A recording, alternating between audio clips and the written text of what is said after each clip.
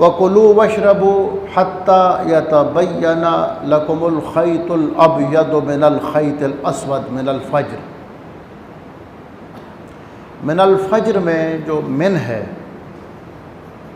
یہ یا تو تبعیدیہ ہے یا بیانیہ ہے۔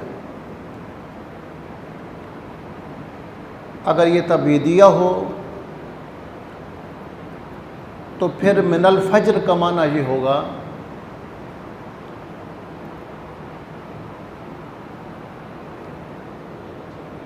کہ صبح کی سفیدی کا پھوٹ جانا اور روشنی کا ظاہر ہونا، صبح صادق کا، یہ فجر کا حصہ ہے۔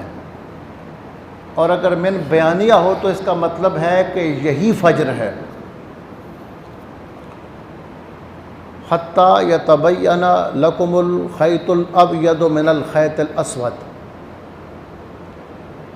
اس مقام کو سمجھنے میں بعض مفسرین کو، جو ہمارے اردو مفسرین ہیں، ایک غلطی یہاں لگی ہے۔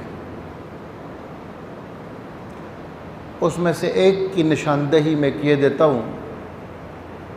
مولانا مودودی صاحب نے اس آیت کی تفسیر میں یہ بات لکھی ہے کہ جب فجر کے وقت بھی کسی کی آنکھ کھل جائے اور وہ لیٹ جاگا ہے تو وہ جلدی جلدی کھا سکتا ہے، یعنی فجر کا ٹائم داخل ہو گیا تو جلدی جلدی وہ کچھ کھا کے روزہ رکھ لے۔ اور ایک تو من الفجر سے، اور دوسرا بخاری شریف کی ایک حدیث ہے جس سے ان کو غلطی لگی۔ تو اعلی علم سے غلطی ہو جاتی ہے جب پوری طرح سارے دلائل سامنے نہ ہوں، جبکہ حقیقت یہ ہے کہ جب فجر کا وقت شروع ہو جائے، جب وقت شروع ہو گیا تو جو آپ کے لیے سحری کھانے کی جتنی اجازت تھی وہ وقت ختم ہو گیا۔ تو وقت ختم ہو جانے کے بعد، فجر کا وقت شروع ہو جانے کے بعد جب آپ کھائیں پئیں گے تو وہ جو شرحن روزے کا وقت ہے اس میں آپ کھا پی رہے ہیں۔ یہاں یہ مسئلہ بھی سن لیں، جو ہمارے ہاں اذان ہوتی ہے یہ فجر داخل ہونے کے بعد ہوتی ہے۔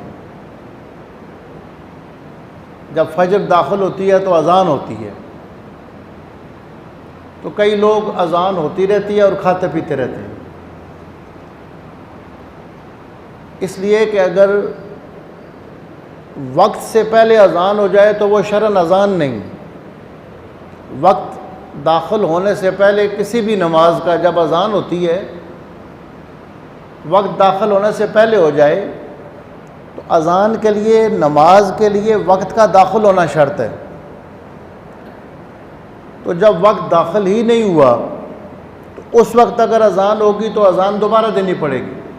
اس لیے جب وقت داخل فجر کا ہو جاتا ہے تو پھر اذان ہوتی ہے۔ اس لیے احتیاط کرنی چاہیے کہ جو ٹائم عام طور پر کیلنڈر پہ لکھا ہوتا ہے اس سے 5 منٹ پہلے سحری ختم کر دینی چاہیے۔